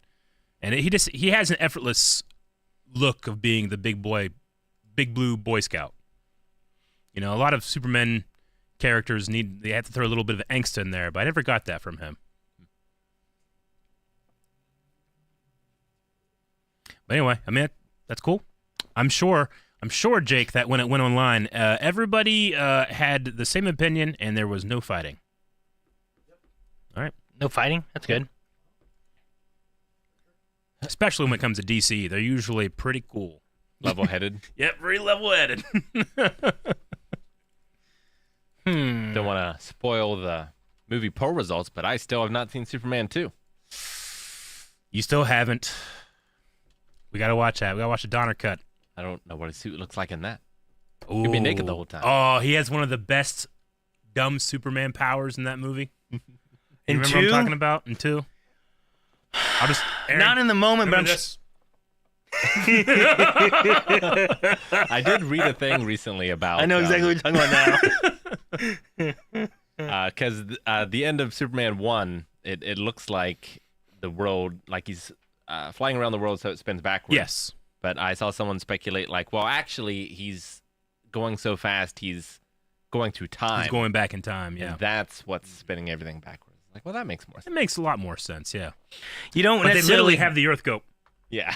Yeah. You don't necessarily get that in the moment. If you just didn't have the Earth spin a different way, and you just kind of like showed everything revert, I think it would sell it better. Yeah. Versus like, wait, what happened? I personally, that's always a fun exercise, is to justify something that's like, that's not what they're going for, but that'll be my headcanon now. I'll let you have it. Yeah. No, that's happened a few times in some things. Yeah. Like, Happened well, in all of Highlander, except the first one. sure.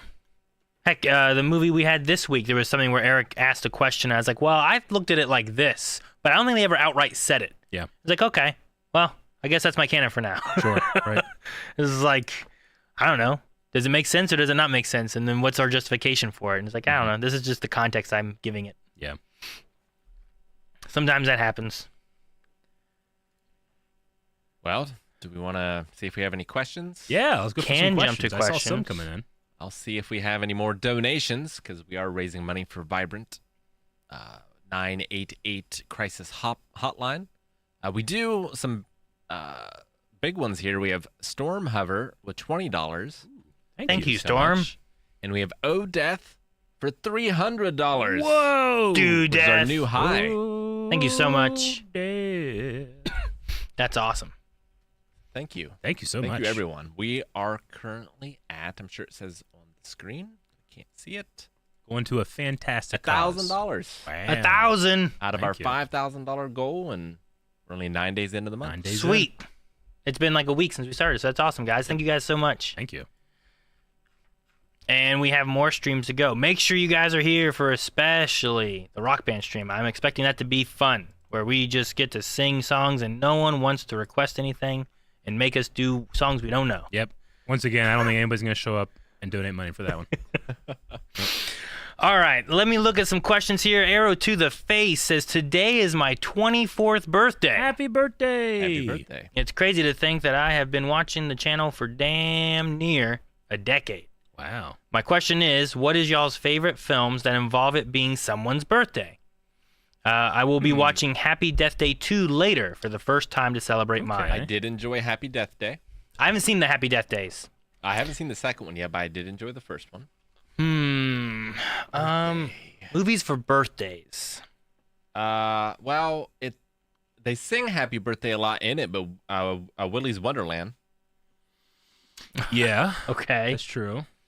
Trying to think of things that are. features birthdays. What are movies for birthdays? 16 Candles. Oh, 16 Candles. Yeah. Fantastic. Ah, Liar Liar. Yes. That's a birthday Yeah. wish. You know what? Liar Liar might be my favorite Yeah. one. That's a good one. I like that one. That one is really focused on that one.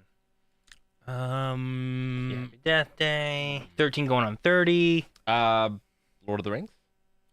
the birthday party for Bilbo Baggins. You could even say Harry Potter, right? Because on his 11th birthday, that's when Hagrid tells him he's a wizard. And then his adventure begins. Mhm. We were talking about good movies, right? I don't think I I'm like gonna. that one. I don't think I'm gonna find anything that beats Liar Liar for me. I'm looking through a lot of other things here. Chat says, "Look who's talking." Sure. I mean, Look Who's Talking's good, but I love Liar Liar more. Liar Liar's pretty good. 25 most memorable birthday scenes in movies on this here. 16 Candles, The Game, Harry Potter, Bird. Bruce Mellon says Toy Story. Toy Story is a good one. Yeah, Eric, That's Andy's birthday. it is. Yeah. there's a hallucinated birthday moment in The Descent. You might like that one, I Damn thought. that movie. There's a birthday scene in The Jerk. Toy Story is really good with Andy's birthday. That's kind of what really starts a lot of that stuff. The first Child's Play. First Child's Play, that's yeah. fair. Chucky was That's a not gift. bad. Makes sense. I like Some that one people a are lot. saying Deadpool, Deadpool, huh? Inside Out. That's a good one. Inside Out does have a birthday scene in it too. Yep. Yeah, There's some I good think, ones. I think ones that really stem around a birthday in general. I think the plot of Liar Liar is Liar one of my Liar. favorites. Yeah. Just wish for one day. Yeah, it's great. Dad couldn't tell. If you haven't seen Liar Liar, you need to watch it. My kids, and I don't think Melanie has seen Liar Liar. Really? Yeah, That's a good one. yeah.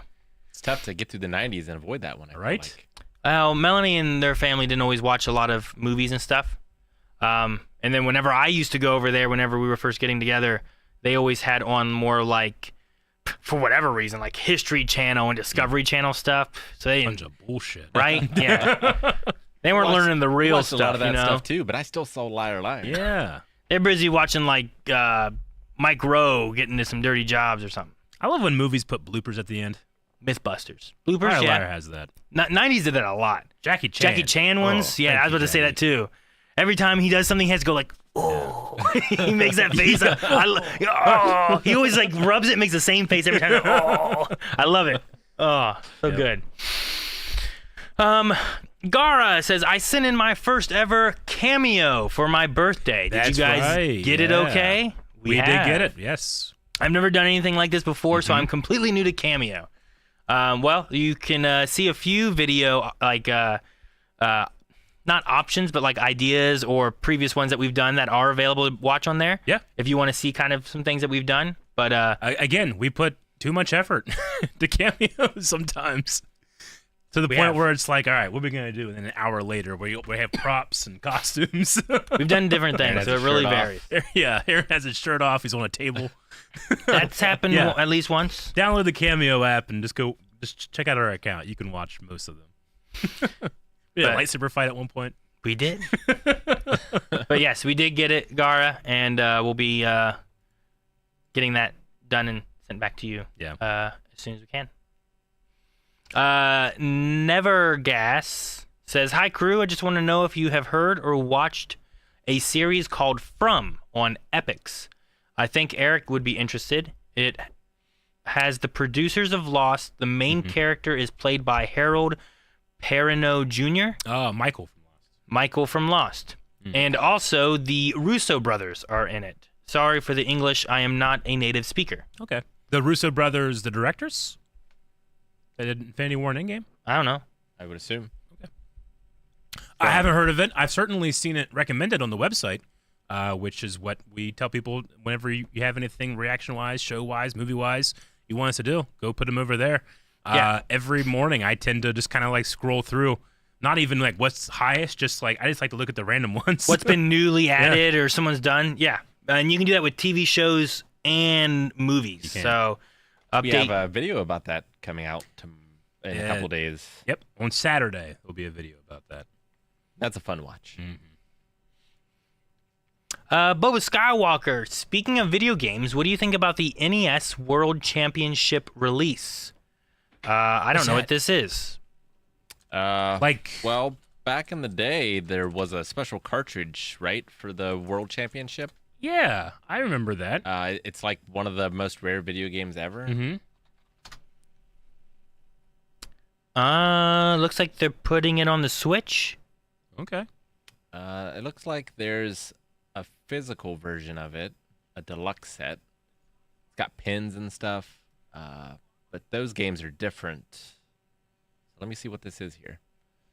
It's a collection of over 150 challenges from 13 different NES games, coming exclusively to the Switch on July 18th. Available for pre-order now. Really? Okay, so I know in their, I forget what they're called, but as part of Nintendo Online, you can go and play like NES games and Nintendo 64 games or whatever. Like there are challenges built into those games. I've seen those before.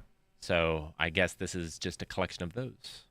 Dude, the physical edition is cool. It comes with a non-playable. It's a replica, but it's an NES cartridge. It's gold. That's the NES edition. That's kind of cool. No, I haven't seen that before. Yeah, it looks like a bunch of first-party games included. So. It might be fun to like. So it's like competition-y challenges, right? Yeah. Might be fun for us to like go against each other with it. That could be fun. I'd play. Like there's some stuff on here that I've never really played either. Like what's the balloon pop one? Balloon Fight. Balloon Fight. Yep. Like Villager has that as like his up B. Yeah. Like there's games like that I've never actually played, but it would be cool to go through and like there's like Sight Bite, there's Mario stuff. Okay. Yeah, that could be really cool. I played all these. Well, you'll have an advantage. Aha. But when did you say they come out, Rick? You say June? July 18th. Nice. Thank you, Boba. No, I had not seen that. That's really cool.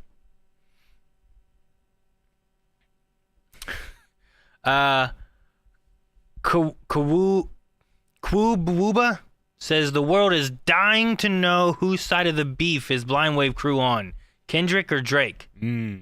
I have heard that there's a Kendrick or Drake beef. I don't know what it's about. Yeah, I thankfully avoided. I am one of the least prepared people to pick a side on this category. I think Eric's the next one after me probably, because you usually don't follow a lot of music stuff, right? Flip a coin. Yeah, usually. No, I don't really know much about it. It's not the type of thing that I'm into, like artists fighting each other.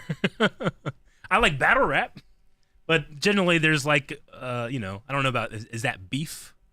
Maybe it is. I don't know. But this one, I mean, I've only seen what I've seen like on Twitter and stuff, and it seems like this one's getting real like, you're a pedophile, not like, your rhymes are lame. You know? Sure. So I was like, oh, okay, they're going hard. That was another reason where I was like, I should look up, like, I wonder how each of their sales are doing in terms of, like, their past records. Because generally when you have a beef like this or drama, it's manufactured to be a thing so that you get your name out there more. But both of those guys are already huge, and it doesn't seem like the things that are coming out are, like, friendly ribbing. Yeah, it seems like defamation.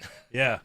No, I don't know. I'm sure. I'm happy people are enjoying it or whatever, but that wouldn't be the type of material that I would be like, yay, music.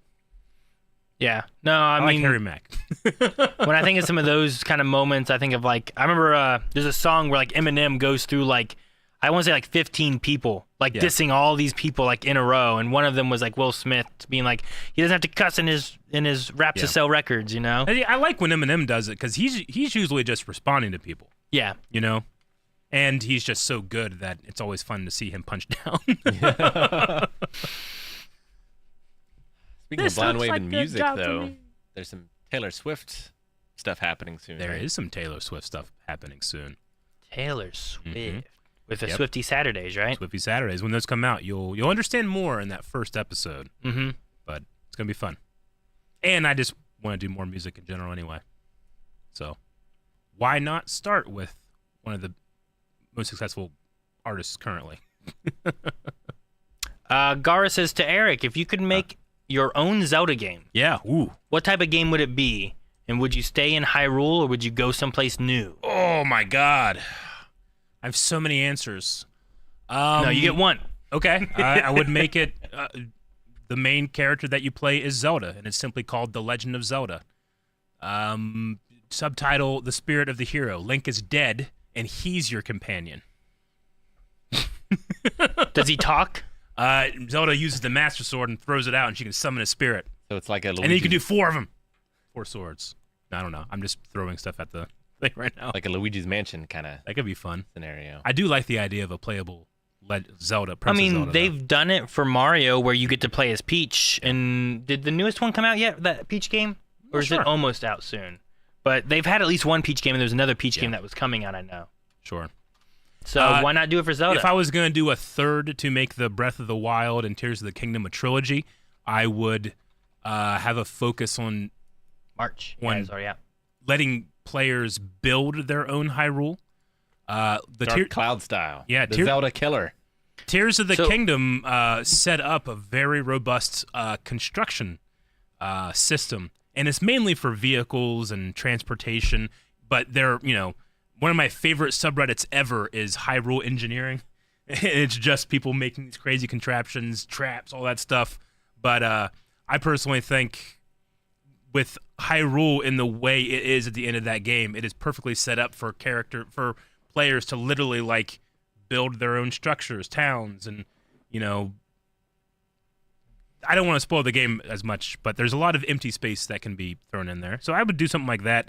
But a return to the old style of dungeons, I think, would be good. That's probably my number one priority, is just having like really robust, dangerous, thematic is most important. Themed dungeons that like take a while. They like really challenge you. Like, I know people don't love the Water Temple, but I love the Water Temple because I was stuck in there for 3 weeks as a kid, and when I got out, it was the most amazing feeling. And I never really recaptured that feeling anymore, Sure. My biggest concern with that is I feel like nowadays the almost like the attention span for some of those kind of things cause people to drop off just because there's so much to play. I 100% agree. That's why with the question, I answered just what would I want, not what do I think would be successful. No, I get what you mean. No, I mean, I love like in Ocarina of Time going like, here is the forest temple, and it's themed around more of a spirit ghost kind of thing, you know. And then here's the fire temple, and there's a lot more flames and fire and lava and all that kind of stuff. And it was just cool to have those different elements. The shadow temple, and it's a lot more undead Just kind go of feel. hard and bring in some like Dark Souls influences in Zelda. Yeah. I mean, you That would be could good, too. make this one's gonna be like, let's make a much more mature Zelda game. And then, I mean, just for nostalgia and it being my top Zelda game ever, like bring back mask usage from Majora's Mask. That just added so much to it. Eric, there was a That would be great in an open world like theme. I wonder if there's a way for me to get it, because I'd love to show it to you here, but I sent it to Melanie. I saw it on, I think, YouTube, and it is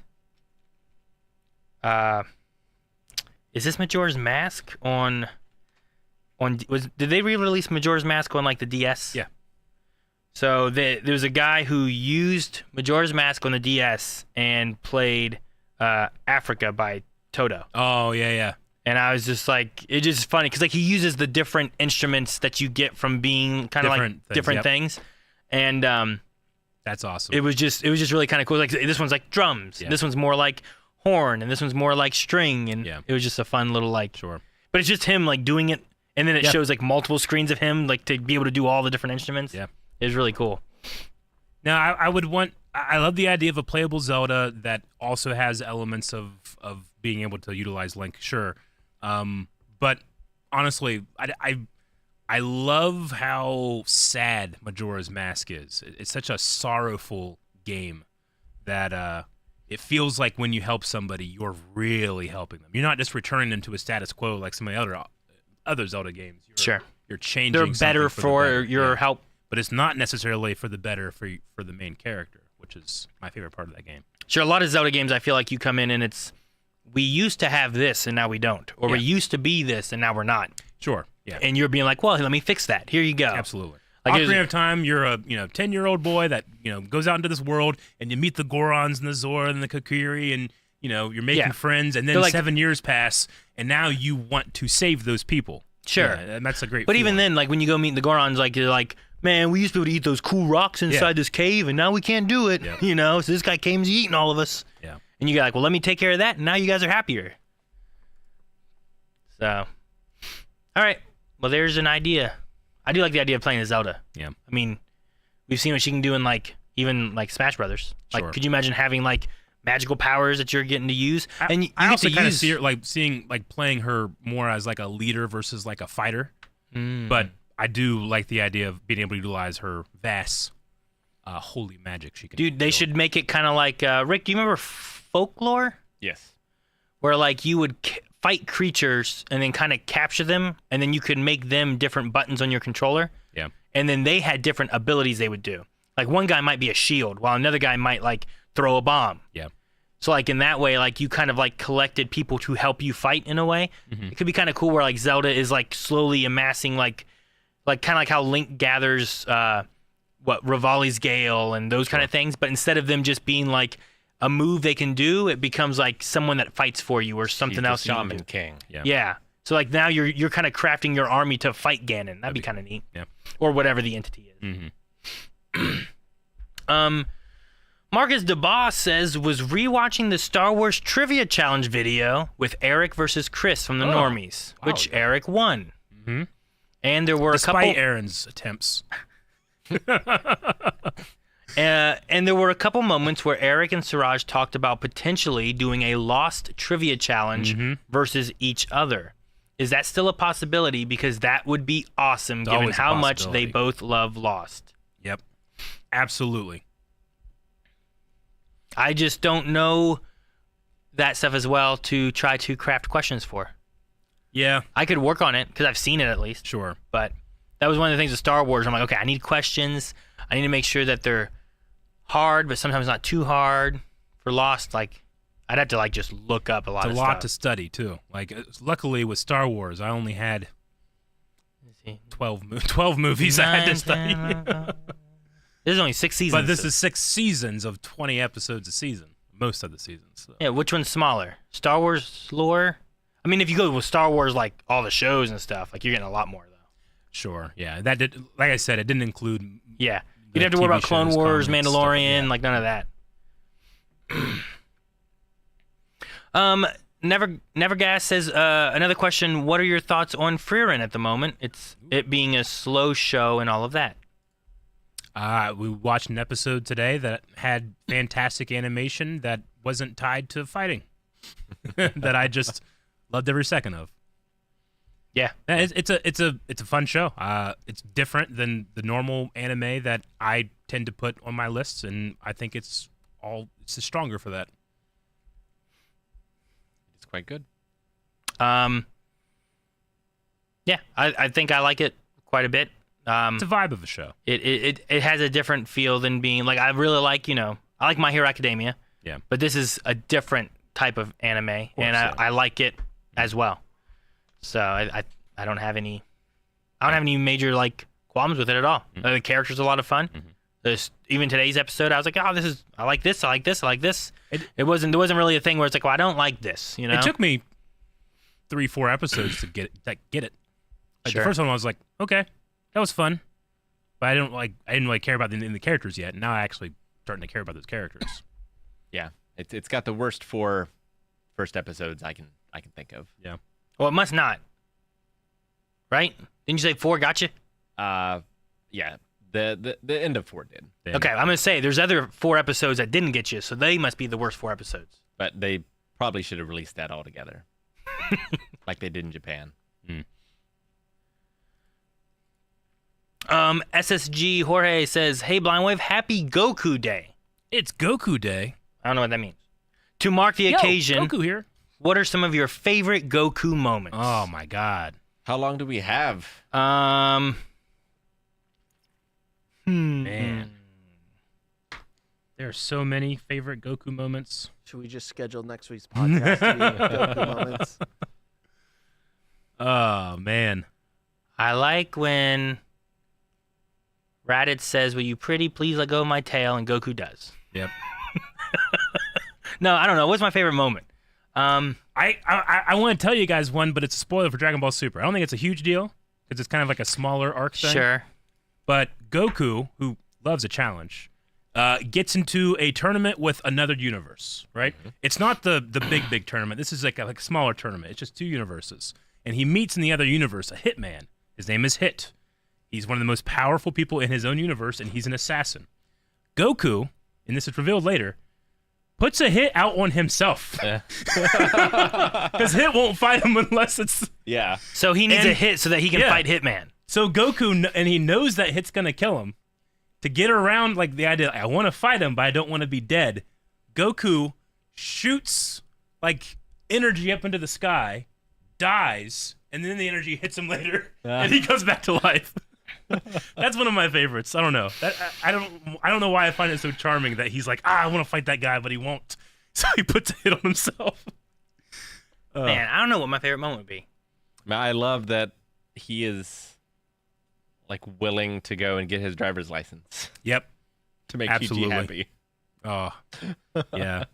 Now, Aaron, your moments are all going to be from Abridged. Sure. So, No. Like I like Princess Snake when he meets her. Rick, you can't tell Rick at all why you love it. That part is like the worst part of the series. It's so filler. It's so bad. But filler is way better in Abridged. Him being in hell was good. Yeah. The reason why he didn't want to take his medicine. I mean, the fights are all good too, though. Uh-huh. I like a lot of the fights. So like, it seems weird to be like, you know what? I love this fight because it just they each get bigger and bigger and bigger. You know? Yeah. I love Goku just taking his finger to Trunks. That's good too. That's so good. That guy put his sword away. Yeah, your dad put his finger away. Yeah, great. I love that too. I love that. The Super Saiyan 3 transformation's pretty special for me as a kid. I love in the Majin Buu arc. That's one I don't know. Well, you'll know it a little bit, but Vegeta becomes evil again for various reasons, mainly because he has one chance to beat Goku. Goku's allowed to come to Earth for one day. He's dead. He's allowed to come to Earth for one day to be in a tournament. Vegeta uses this opportunity to power himself up and attack Goku. Goku is into it.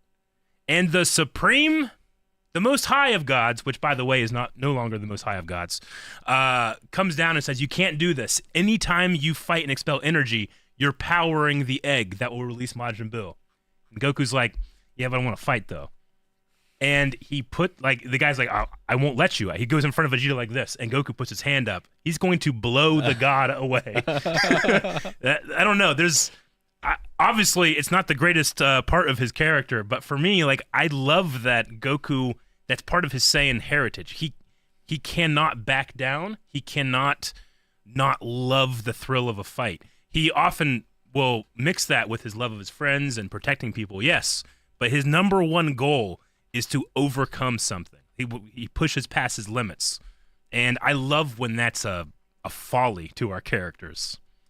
So maybe that one too. I think my favorite moment is the exact opposite. Yeah. When he's fighting Cell, he's just like, okay, I'm done.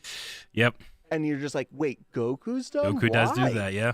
Sure. It's just such a moment of like, this is not this. What is going on? And then you're like, okay. And then and you remember what he does after that too? Gives him a sense. He gives Cell a sense of being. Yeah. And you're What? just like, I think it'd be a what fair are you fight. doing? Yeah. And then a special shout out. It's a smaller moment, but in the Tournament of Power arc, there's one really cool moment when Goku's charging up his Kamehameha. Someone fires a blast at it, and he like jumps over it and uses the Kamehameha build-up to skid across their energy beam to their face, and then just fires in the face. It's pretty cool. It's awesome. It's like Tony Hawk doing a Kamehameha. I do like the end of a bridge as well. Yes. And I think that's a really good moment. Yeah. So Eat that horse. Yep. Eat that horse. Anyway, we talk Right, about Rick? it all the time. What? Gotta eat that horse. Eat that horse. I have no idea what you're talking about. Oh man. Usually I can like picture the scene that I think it's referencing, but this time, nope. Yep. That's the thing. I will say, my favorite character of all of Dragon Ball Z is probably Mr. Popo, Rick.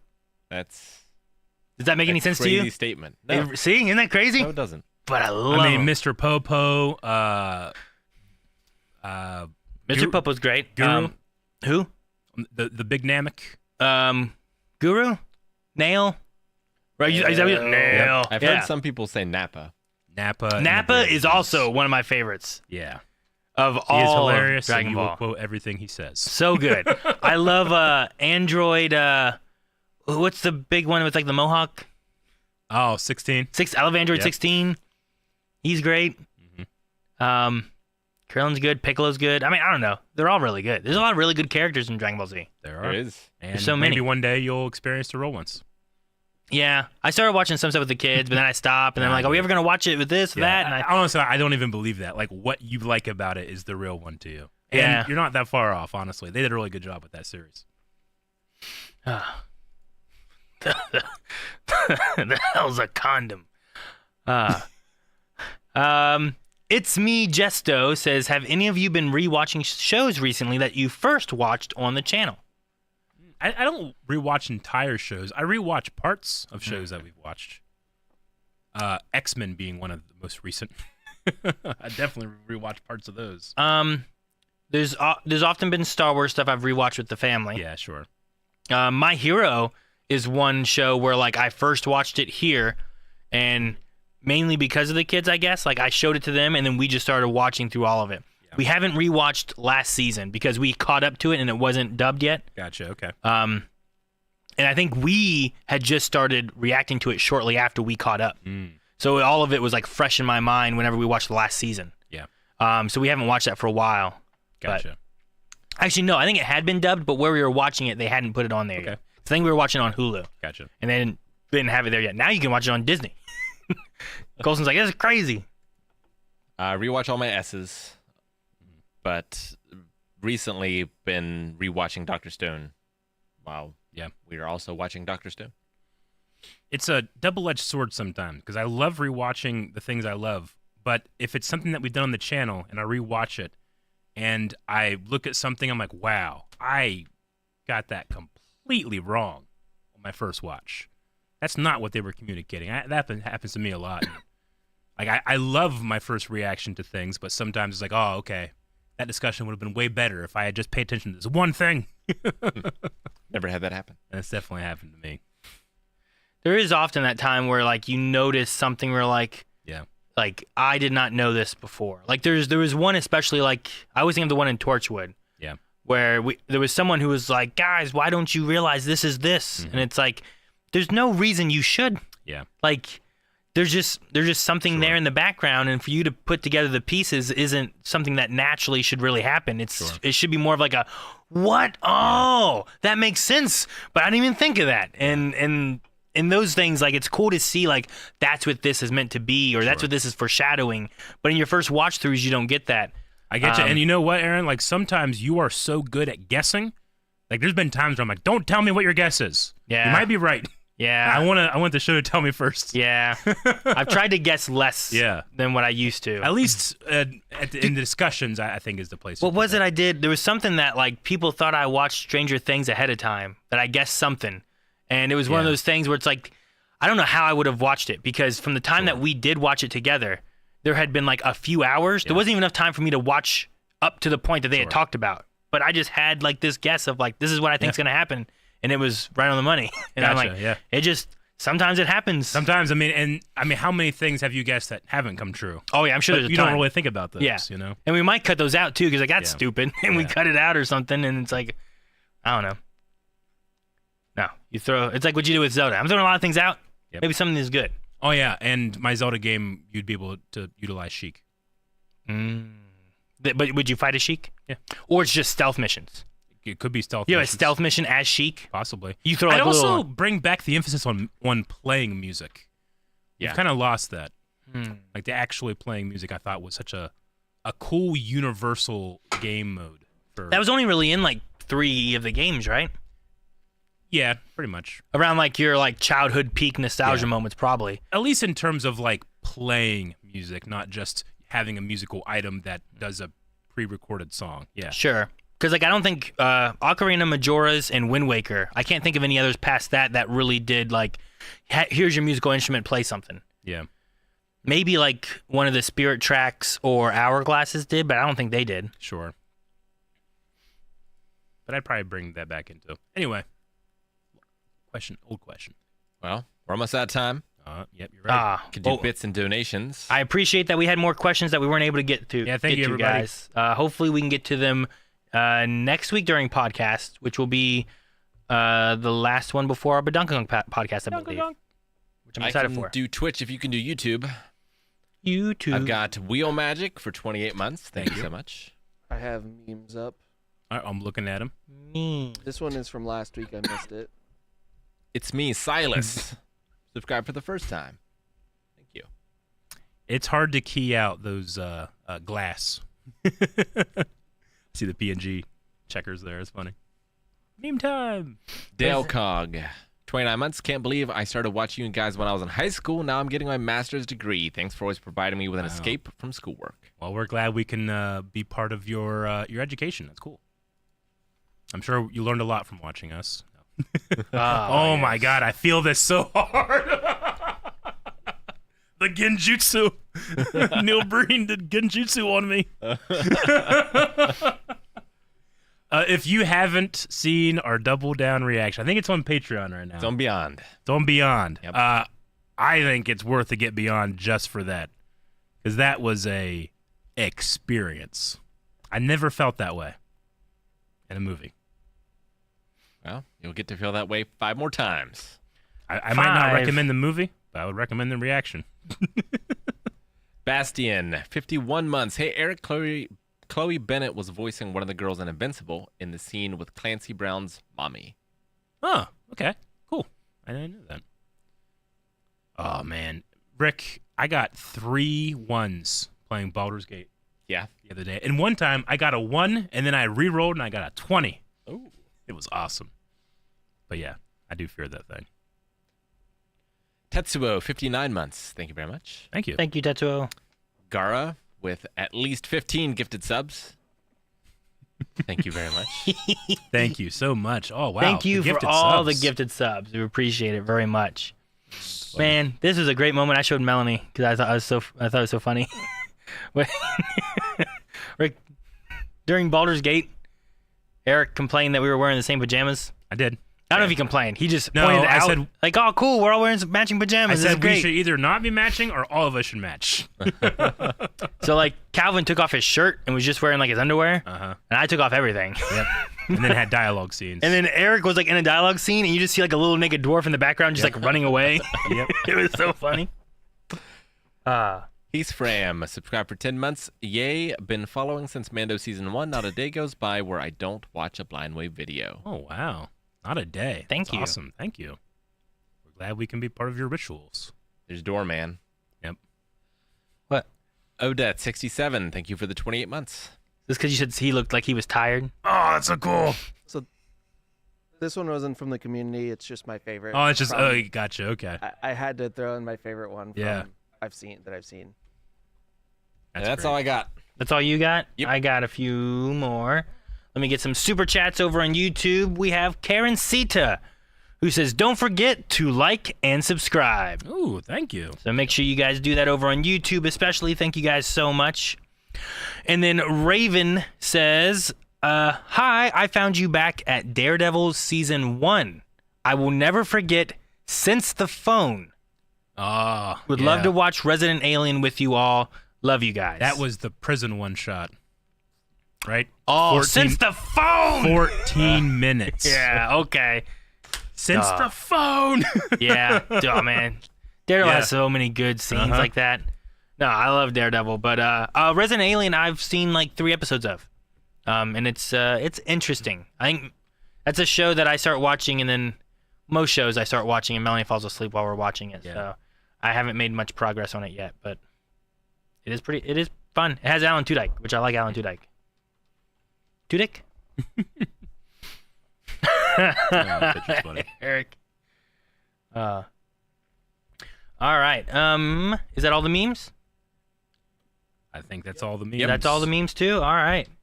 Well, guys, thank you so much. As we said before, come back tomorrow. We will be doing Jackbox and looking for audience participation.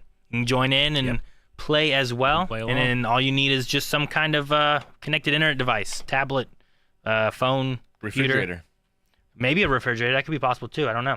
So, but yeah, we'll be back with that. And then Rick has a stream here on Twitch and at Roll with the Punches on Saturday. Yep. We'll be playing some various games. So Starting at noon Eastern Time. hope to see you guys all then. So until next week with Podcast Wise, see you guys later. Have a good weekend. Bye. Peace.